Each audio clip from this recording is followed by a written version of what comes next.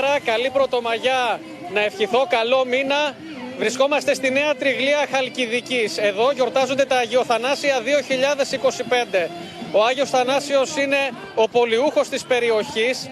2 Μαΐου αύριο γιορτάζεται η ανακομιδή των Λειψάνων και κάθε παραμονή την Πρωτομαγιά εδώ διοργανώνεται λοιπόν το πανηγύρι. Έχω μαζί μου τον πρόεδρο του Πολιτιστικού Συλλόγου Νέου Νέας Τριγλίας, Ανέστη λοιπόν, καλησπέρα.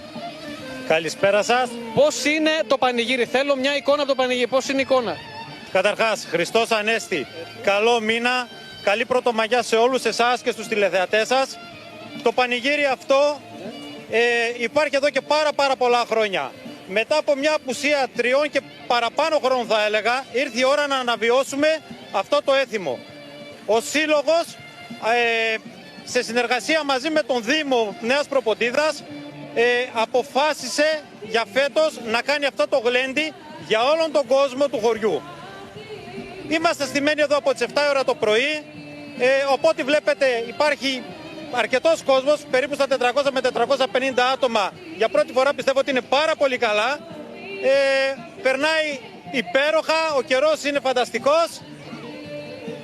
Αυτά. Τέλεια, εξαιρετικά. Εδώ το χωριό βλέπουμε λοιπόν ότι γλεντάνε, οι προετοιμασίες είναι πυρετώδεις. Ήδη λοιπόν από τις 7 το πρωί εδώ είχαν έρθει άνθρωποι του συλλόγου προκειμένου να οργανώσουν λοιπόν το πανηγύρι.